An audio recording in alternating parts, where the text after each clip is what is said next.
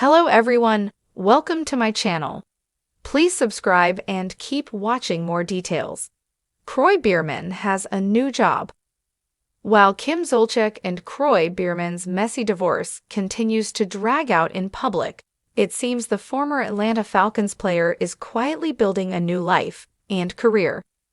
The one-time Real Housewives of Atlanta star recently landed a new position in sales, marking a notable shift since his last employment update. Biermann has officially joined the sales team at Superior Rigging and Erecting Co., according to the company's website. Based in the Atlanta area, Croy is now featured on the company's staff page, accompanied by a headshot and a contact form for clients interested in purchasing rigging equipment. This career development comes after his last public job update in November 2024, when it was reported that he worked as a crane and rigging coordinator at the same company. The change in title suggests a possible promotion. Croy also reportedly receives $4,500 a month from his NFL pension after nearly a decade of professional play with the Atlanta Falcons. While he's been keeping a low profile amid ongoing divorce proceedings with Zolciak, the former Bravo star did celebrate a major personal achievement on June 29, his induction into the Montana Football Hall of Fame.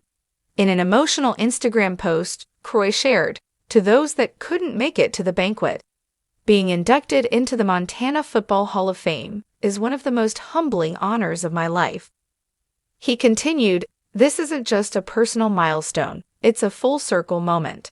Because no matter where football took me, whether it was Missoula, Atlanta, or beyond, I've always been, and will always be, a Montana boy at heart." Croy, 39, and Kim, 47, filed for divorce back in early 2023, and although both have now left their shared Georgia home, the divorce has yet to be finalized. While Croy builds a new path forward, the divorce continues to impact those closest to him, especially daughter Ariana Biermann. The Next Gen NYC cast member recently opened up to people about how the prolonged legal battle between Kim and Croy has taken a toll on her. "I'm trying to find my way still in the middle of it without disrespecting anybody or making anybody upset," Ariana said. "But I think it gets hard at times, and unintentionally, you can be going more towards one side than the other when they are fighting the kind of battles my parents are going through right now." The 22-year-old star has been candid on the show about her evolving relationship with her mother, their financial challenges, and her plans to launch a fashion line with her boyfriend Hudson McLeroy. But no matter how much she shares, she admits the number one question she always gets is about her parents' messy breakup. "I think it sucks for anybody experiencing their parents going through a divorce," Ariana added. "I love my parents' love, and I know people have a lot of opinions about it, but it was really such a pure, honest love. They acted like they fell in love yesterday up until, of course, the end. I think it's just really sad overall. It's been a tough couple of years."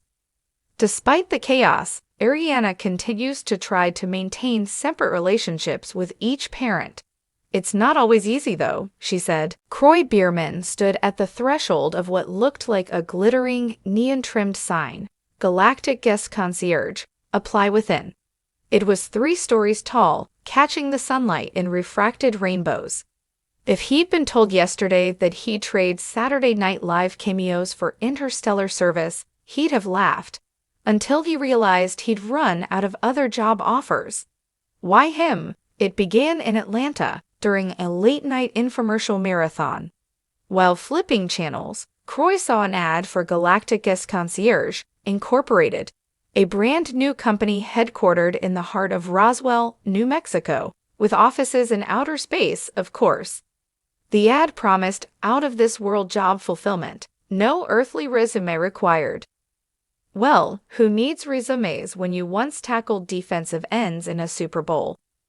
Long story short, Croy signed up for their extraterrestrial etiquette virtual course, aced the psych profile, charming, adaptable, loves costumes, and boom, now he's the newly minted director of alien hospitality on the space stations in Ethora. Chapter 1. First day on Zenithara. Kroy's shuttle docked with a graceful clink of metal against metal. Through the viewport, he watched the Earth become a blue marble fading down below. His palms were sweaty, in a good way. He straightened his tie, a tiny spaceship pattern, and stepped out into the gleaming hallways filled with mammals, moth-like beings, radiant jellyfish floating in their own water suspension pods, and a handful of humans like him. A petite assistant, three-legged, purple-skinned, antenna on her head, approached. "Welcome, Mr. Biermann," she intoned softly with a musical trill in her voice. "I've arranged your uniform." She handed Kroy a jumpsuit that shimmered dark gray with neon tritones, just enough flare. He looked in the compact mirror mounted on the wall. The suit looked fantastic on him. Ready for action, he thought. Then the anxiety returned. What do alien guests want? Are they picky eaters? Do they care about Earth sports? His first assignment: greet the entire Borrelian delegation from the planet Borellus Majoris. Borrelians are 6-foot-tall telepathic beings shaped loosely like weeping willows, lots of tendrils, luminous in pastel hues. The delegation entered the lounge, floating on low-gravity hover pads. Kroy took a breath. "Welcome," he said. "I'm Kroy Biermann, your Director of Alien Hospitality. Let me know how I can make your stay phenomenal." He paused. No mind reading back yet. Another pause. Remember telepathy, to respond politely. The Borrelians rippled with color. One leaned forward, touching a hoverpad console. "We sense sincerity," came the calm telepathic voice in his mind. "Okay, good." Kroy smiled and guided them to seats shaped like soft, low clouds. As they served themselves with cosmic energy tea, it glowed, fizzled, and smelled like honey and starlight. Kroy stayed nearby, hands behind his back, ready for any need. The chief delegate hesitated. Kroy stepped forward. "May I bring you something? Perhaps Earth fruit? Water? A recitation of Earth jokes?" The Borrelians glowed softly in amusement. He suggested humor, always a win. They telepathically replied with thanks, and the chief delegate revealed, "We wish to learn about Earth's football culture." Kroy's face lit up, his moment. He bounded over to the station's rec hall and brought back an Earth-style flat screen, cued a highlight reel, sacks, tackles, touchdowns, fans screaming. The Borrelians leaned forward enthralled. Kroy narrated, "That's a blitz, that's a juke, that guy just scored." He even tried a touchdown celebration, raising his arms, spinning once. The Borrelians flashed in pastel applause. He laughed inside his helmet, thrilled. He just sold football to aliens. Chapter 2. Alien Scenarios 101. Word quickly spread that Kroy Biermann was the guy for first-time alien interactions.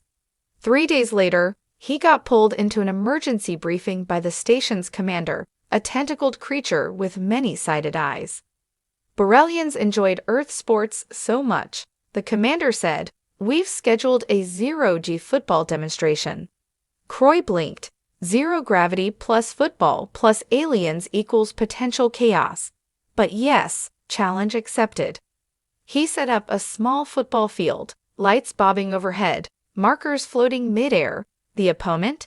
A half-dozen Borrelians, hilariously awkward with gravity but determined. Kroy led his team, 2 humans, a cat-like Martian, and a friendly luminescent slug. He called the plays enthusiastically. Hike, step, juke left, pass. The ball spun through space. One Borrelian's tendrils flailed, trying to catch it. Success. The stadium roared. Broadcast on 3 continents and 20 planets. The highlight? Kroy, mid-jump in zero-G, spinning like an acrobat, tossed a ball back to a telepathic receiver, scored a touchdown, and landed on the station's wall. He grinned. "Just like training camp," he quipped.